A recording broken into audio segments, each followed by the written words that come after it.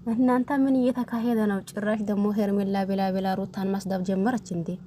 ዋይ የሄርሜላ ነገር እኔ እንጃ።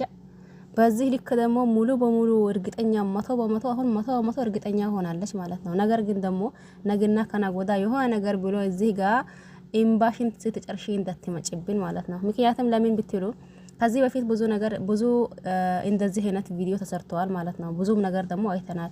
አሁን ደግሞ ለሩታ ከባድ የሆነ መልእክት ጂብ ከሄዳ ውሻ ይጮሃል አላለችም።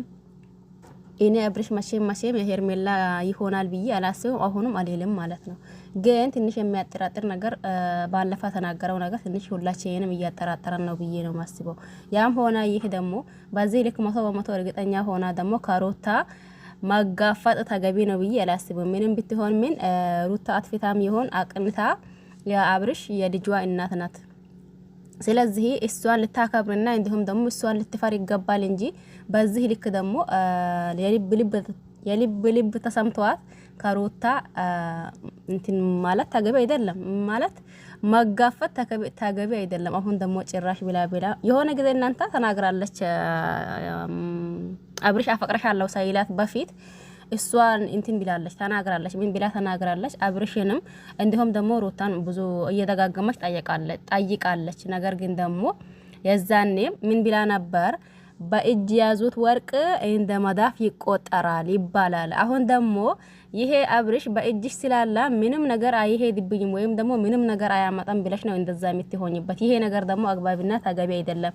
እባክሽን ባልሽ መያዝ ከቻልሽበትና እንዲሁም ደግሞ አንከባክበሽ ብትይዢው የዋና እንዲሁም ደግሞ ጥሩ ልብ ያለው ለሁሉም ሰው አሳቢ የሆነ ባል ነው ያለሽ። ስለዚህ ባልሽን አንከባክበሽ ያዩ ምትይዢ ከሆነ ከሊሆነ ደግሞ እኔ አለው ይቀበለሻለሁ ነው መሰለኝ ነገሩ።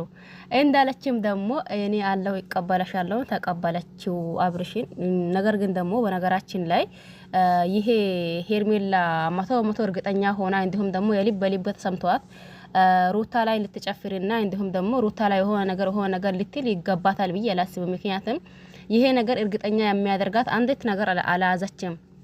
ራሷ ሄርሜላ ራሷ በጠየቀችው መሰረት እንዲሁም ደግሞ ሰው ሲጠይቀኝ ምን መልስ ልስጣ እንዲሁም ደግሞ አንዳንድ እዚህም ጋር ተመልካች አለ ሄርሜላ አንቺ የዋ ስለሆንሽ ነው እኮ እየተጫወተብሽ ነው ስለዚህ እያሉኝ ነው ለነሱ ምን መልስ ልስጣ እንዲሁም ደግሞ ቤተሰብም ደግሞ ይሄ ነገር እንዴት ነው ሲለኝ ምን መልስ ይሰጣለሁኝ ብላ ነው አይደል ግዴታ አብርሽ ያንን ነገር እንዲናገር ያደረገችው ማለት ነው። አሁን ደግሞ ያንን ከተናገራት በኋላ ነው አይደል እንዲሁ ጅብ ከሄዳ ውሻ ይጮሃል ያኔ በእጅ ያዙት ወርቅ እንደ መዳፍ ይቆጠራል ምድሩሽን የምትለው ነገር እንትና ማናት ሄርሜላ ማለት ነው።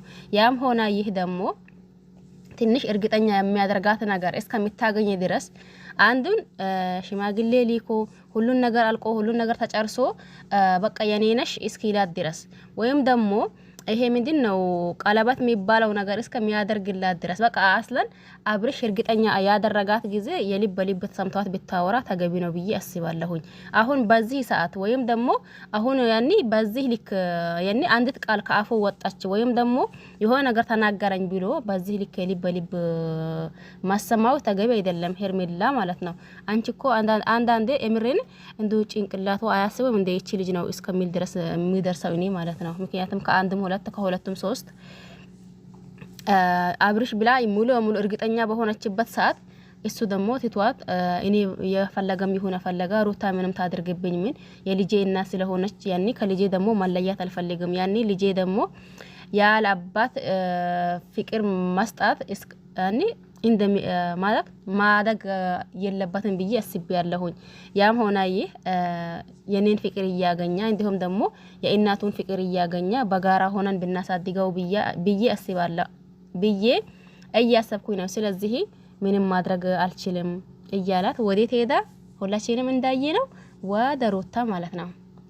ከዛን ሩታ ራሷ ማልሳ ወደ ሄርሜላ ሸኘችው ማለት ነው። ይሄም ያኒ በዚህ ሁላችንም ማለት በሚቻል መልክ ያኒ ሩታ አብርሽን ብቻ ሳይሆን አሳፈረችው ሁላችንም አሳፈረናለች ብለን በጊዜው አውርተንበታል ማለት ነው። አሁን ሩታ ማልሳ ወደ ሄርሜላ በሸኘችበት ነው አይደል አብርሽ እንግዲህ በቃኝ እኔ አሁን እየደጋገምኩ አንቺን ሳምነሽ አንቺ ደግሞ ማታማን አልቻልሽልኝም በቃኝ ብሎ ያን ያው የዛኔ ምንድነው ይሄ የራቆት ቪዲዮ ምናምን የተባለው የዛን ቀን ከዛን ጥርግ ብሎ ወደ ሄርሜላ ክትት ብለዋል ማለት ነው። ነገር ግን ደግሞ ይሄ ወደ ሄርሜላ ክትት ያለበት እንትን የሄደበት መስፈርት ተመልሶ አሁንም ወደ ሩታ የሚመጣበት እንጂ ጥቅልል ብሎ የሄደ አይመስለኝም። ያም ሆነ ይህ ደግሞ ሄርሜላ በመጀመሪያ የልብ ተሰምቷት የምታወራበት ምንም አይነት እንትን መስፈርት የላትም። እንዲሁም ደግሞ ምንም አይነት ያኒ የሚያረጋግጣት ነገር አልያዘችም። ዝም ብሎ አው በቃ አፈቅረሻለሁ በምላሱ ብቻ ስላላት ብቻ በአብርሽ ሙሉ በሙሉ እርግጠኛ ሆና ምንም መቼም ቢሆን መቼ ምንም ነገር አይፈጠርም ያ የምትለው ማለት ነው።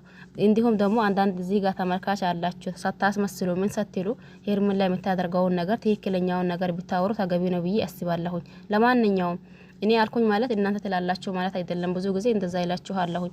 እናንተ አላችሁት ማለት ደግሞ እኔ ይለዋለሁኝ ማለት አይደለም። ያም ሆነ ይህ ደግሞ ትንሽ ግራ የሚያጋባን ጊዜ ደርሰናል። እንዲሁም ደግሞ ቲክቶክ ላይ ቅውጥ ሊል ነው አንደኛው ጦርነት ማለት ነው። አንደኛው ጦርነት ሊጀምር ነው ይላችኋለሁ። ጠብቁ፣ እንጠብቃለን። ባይ ባይ። አመሰግናለሁ። ቼር ቆዩልኝ።